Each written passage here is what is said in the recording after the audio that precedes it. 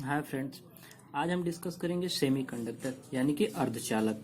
ठीक है, तो अर्धचालक डिस्कस करने से पहले हम उसका बेसिक पार्ट देखेंगे और उसके बाद से हम अर्धचालक को देखेंगे। ठीक है, तो बेसिक पार्ट देखने से पहले हम ये देख लेते हैं।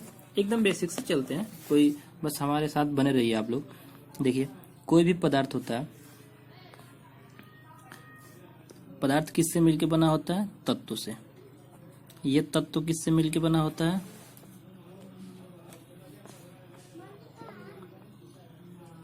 अणु से। अणु किससे मिलकर बना होता है? परमाणु से। परमाणु से। ये परमाणु के ये जो बेसिक मूल कणों से मिलकर बना होता है, जो निम्न है: इलेक्ट्रॉन, प्रोटॉन और न्यूट्रॉन। ये इलेक्ट्रॉन प्रोटॉन को भी विभाजित किया जा सकता है। प्रोटॉन को पॉजिट्रॉन में,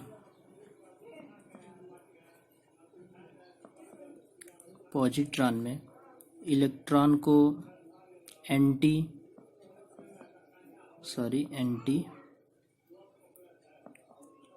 पॉजिट्रॉन। ये पॉजिट्रॉन को भी क्वार्क में विभाजित किया जा सकता है। क्वार्क। इसी क्वार्क के बाद से होता है स्ट्रिंग थ्योरी। इसी के लिए स्टीफन हॉकिंस को कई बार सम्मानित किया गया था। तो ये तो बाद की बात है। ये तो जो प्रोटॉन को पॉजिट्रॉन में, इलेक्ट्रॉन को एंटी पॉजिट्रॉन में, ये बात की बात है। यहाँ से देखते हैं, इलेक्ट्रॉन, प्रोटॉन, न्यूट्रॉन। अब आप लोगों को तो ये बेसिक तो पता होगा ना फ्रेंड्स, कि अगर ए कोई तत्व है तो इसके ऊपर जो x लिखा होता है, ये द्रव्यमान संख्या होता है।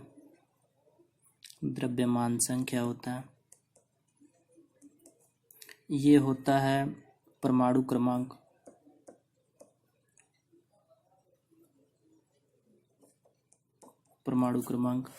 और ये अपना एलिमेंट होता है, कोई भी एलिमेंट का सिंबल होता है।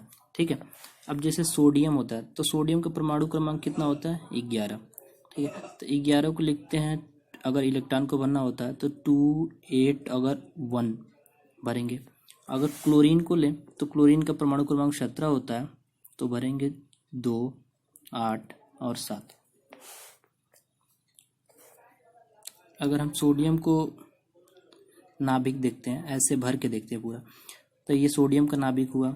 ये पहली कक्षा हुई, ये दूसरी कक्षा हुई और ये तीसरी कक्षा हुई। तो पहली कक्षा में 2 इलेक्ट्रॉन, दूसरी कक्षा में 8 इलेक्ट्रॉन, तीसरी कक्षा में 1 इलेक्ट्रॉन भरेगा। ठीक है, अब हम देखते हैं कि जो ये 1 इलेक्ट्रॉन है यहाँ पे और इसमें 8 इलेक्ट्रॉन है, तो ये 8 इलेक्ट्रॉनों की जितनी एनर्जी होती है वो इसकी एनर्जी से ज़्यादा होती है।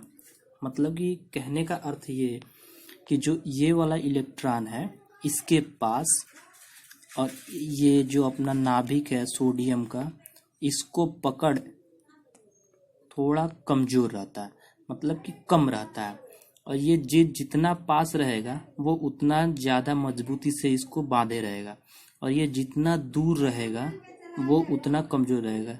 तो ये वाला जो 8 इलेक्ट्रॉन है, ये तो पास में है, तो ये समान इसके पास ऊर्जा होगी, समान बल से पकड़े रहेगा जो सोडियम का ये नाभिक होगा। लेकिन जो 1 इलेक्ट्रॉन यहाँ पे है, ये वाला, तो इसी कक्षा में है, इसी कक्षा में गति करेगा। तो लेकिन इसके पास जितनी एनर्जी है ना, ये जितनी बल से बांधा हुआ है, तो इसके पास कम है। अब आगे हम ये आपको क्यों बता रहे हैं? क्योंकि आगे हम इसका यूज़ करेंगे और आगे हम इसको प्रूफ करेंगे कि इसकी एनर्जी कम कैसे है, कम है तो कितनी है, एक्चुअली वैल्यू कितनी है इसकी एनर्जी, आगे हम प्रूफ करके दिखाएंगे। अब ये नहीं समझ में आया तो फिर से क्लोरीन को देखते हैं। ठीक है, अब ये क्लोरीन का नाभिक हुआ, क्लोरीन का ये पहली कक्षा हुआ, ये दूसरी कक्षा हुआ, ये तीसरी कक्षा हुआ। ठीक है, तो इसमें 2 इलेक्ट्रॉन, इसमें 8 इलेक्ट्रॉन और इसमें 7 इलेक्ट्रॉन। तो इस इलेक्ट्रॉन की जितनी ऊर्जा रहेगी ना, इस इलेक्ट्रॉन की ऊर्जा से कहीं ज़्यादा रहेगी। ठीक है, तो यही हम प्रूफ करके दिखाएंगे और यही आगे चल के काम करेगी। और यही जो इलेक्ट्रॉन ये रहता है ना बाहर, यही आगे चल के मुक्त इलेक्ट्रॉन बनता है, जो आगे हम आपको बताएंगे। ठीक है, ये बेसिक था और ये सिद्ध करेंगे इसी फार्मूला से। E equal to 13.6 Z square upon N square electron volt, तो 13.6 गुणा Z square upon N square, जहाँ जेड परमाणु क्रमांक होता है, एन क्या होता है, नंबर ऑफ ऑर्बिट होता है, मतलब कि कक्षा की संख्या। अब फिर से ये बेसिक देखते हैं, ये हम आगे आपको बताएंगे, सिद्ध करके दिखाएंगे, ठीक है, बस आप हमारे साथ बने रहिए। देखिए इसको बेसिक, इसको एक ट्रिक से भी बताएंगे, लेकिन इसका पहले बेसिक देखते हैं। ये इलेक्ट्रॉन होती है, इलेक्ट्रॉन का मास कितना होता है, ये बेसिक है, आपको पता होना, फिर भी हम बताते हैं। 9.1 गुणा 10 के पावर माइनस 31 किग्रा। प्रोटॉन का द्रव्यमान कितना होता है, 1.67। वैसे ये 4 9 आप भूल जाएं तो कोई दिक्कत नहीं है, 1.67 याद रख ले, गुणा 10 के पावर माइनस 27 किग्रा। और ये न्यूट्रॉन का द्रव्यमान कितना हो, 1.67 गुणा 10 के पावर माइनस 27 किग्रा। इसका खोज कौन किया गया था, इलेक्ट्रॉन का खोज कौन किया था, J Thomson, J Thomson. Proton का खोज कौन किया था, रदरफोर्ड।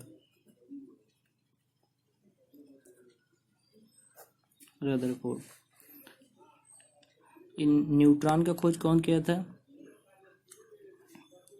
चैडविक।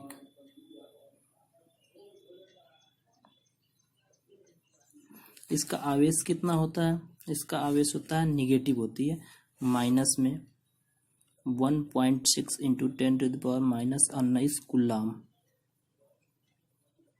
कुलाम। इसका सेम होता है, पॉजिटिव में होता है, 1.6 इंटू 10⁻⁻19 कुलाम। और इसका ये आवेशहीन होता है, मतलब कोई आवेश नहीं होता है, ठीक है, जीरो होता है।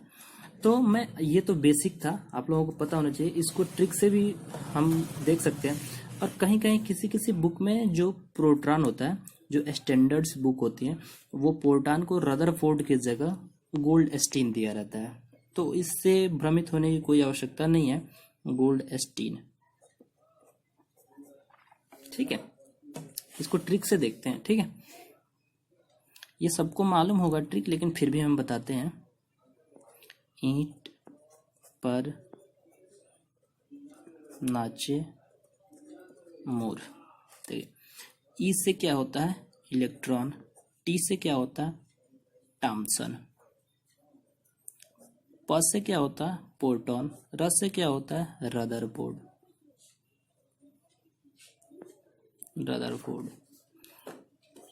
न से क्या होता है, न्यूट्रॉन, च से क्या होता है, चैडविक। यम से क्या होता है, मॉलिक्यूलर, मतलब कि मॉलिक्यूलर अणु,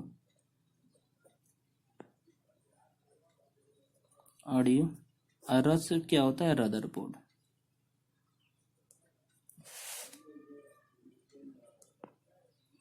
ये बेसिक था, ये जो हम ट्रिक से भी याद करते हैं, ईंट पर नाचे मोर। जैसे अब देखते हैं फिर, ई से क्या होता है, इलेक्ट्रॉन, इलेक्ट्रॉन का खोज कौन किया था, थॉमसन। प से क्या होता है, प्रोटॉन, इसका खोज कौन किया था, रदरफोर्ड। यन से क्या होता है, नाचे से, यन से क्या होता है, न्यूट्रॉन, च से होता है चैडविक, यम से क्या होता है, अणु, मॉलिक्यूलर, उसको क्या कहते हैं, रदरफोर्ड। तो मॉलिक्यूलर का खोज कौन किया था, रदरफोर्ड, ठीक है। तो ये तो बेसिक आप लोगों की मतलब बातें हैं। देखिए फ्रेंड्स, अब देखते हैं कि मुक्त इलेक्ट्रॉन किसे कहते हैं। तो अब मुक्त इलेक्ट्रॉन को समझने के लिए सबसे पहले हमें वही जो अभी पीछे मैंने बताया था कि जैसे ये सोडियम है, तो सोडियम का परमाणु क्रमांक कितना होता है, 11। तो जो ये 11 होता है, तो सोडियम के जब हम नाभिक लेते हैं, तो ये सोडियम का नाभिक हुआ, तो ये पहली कक्षा हुआ, ये दूसरी कक्षा हुआ, और ये तीसरी कक्षा हुआ। तो तीसरी कक्षा में एक इलेक्ट्रॉन था, इसमें 8 था और इसमें 2 था। तो जो ये एक इलेक्ट्रॉन है जिसके पास ऊर्जा बहुत ही कम है, ये कभी भी सोडियम के नाभिक से छूट के भाग सकता है। मतलब कि इसको ये इतना कमजोर मतलब कि इसकी पकड़ इतनी कम रहती है कि थोड़ा सा ये भागने के लिए मतलब हमेशा उत्सुक रहता है, ठीक है। तो ये कभी भी निकल सकता है, कभी भी ये यहाँ से जा सकता है, तो इसी को कहते हैं मुक्त इलेक्ट्रॉन। तो यही जो इलेक्ट्रॉन होता है यही हमारा क्या कहलाता है, मुक्त इलेक्ट्रॉन कहलाता है।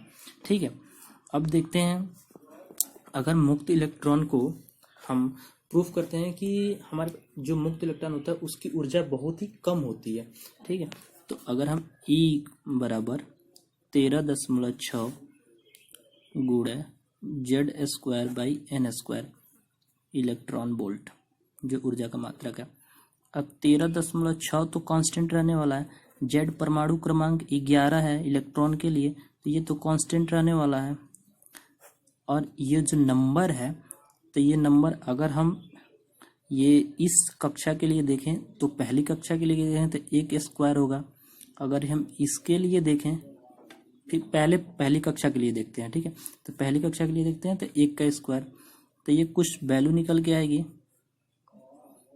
जो ये होगी 13.6 गुणे 11 का होल स्क्वायर। 13.6 गुणे 11 का होल स्क्वायर, 1 की वैल्यू कोई दिक्कत नहीं। फिर हम दूसरी कक्षा के लिए देखते हैं तो 13.6 गुणे 11 का होल स्क्वायर बट्टा यहाँ पे 2 का होल स्क्वायर करेंगे तो बट्टा में ये 4 आ जाएगा। तो ये जो टोटल वैल्यू रहेगी उसका यहाँ पे डिवाइडेड बाई 4 रहेगा। और ये जो तीसरी कक्षा के लिए करेंगे तो 13.6 गुणे 11 का होल स्क्वायर बट्टा 3 का स्क्वायर, तो ये बट्टा में 9 हो जाएगा। तो जो ये इसकी वैल्यू रही वो इससे काफ़ी कम हो गई कि नहीं, आपने देखा इसकी वैल्यू काफ़ी कम हो गई, इलेक्ट्रॉन वोल्ट में आ गई, सबका मात्रक इलेक्ट्रॉन वोल्ट, सबकी ऊर्जा इलेक्ट्रॉन वोल्ट। तो इसकी जो वैल्यू आई निकल के वो कम हो गई, तो इसीलिए ये निकल के बाहर चला जाता है। ठीक है फ्रेंड्स, तो अब आगे हम देखेंगे कि चालक किसे कहते हैं, कुचालक किसे कहते हैं और अर्धचालक किसे कहते हैं, इसी मुक्त इलेक्ट्रॉन के बेस पे। तो ये वीडियो लंबा हो जाएगा, तो नेक्स्ट वीडियो में उसको हम डिस्कस करते हैं। ठीक है फ्रेंड्स, अगर कोई डाउट हो तो नीचे कमेंट में लिख के आप लोग बता सकते हैं। ठीक, हम नया नया क्वेश्चन भी आप लोगों को बताएंगे। ठीक है, कि कैसे क्वेश्चन को विस्तार से करते हैं और कैसे क्वेश्चन को सॉल्व करते हैं, वन लाइनर क्वेश्चन भी बताएंगे आपको। ठीक है, थैंक यू फ्रेंड्स।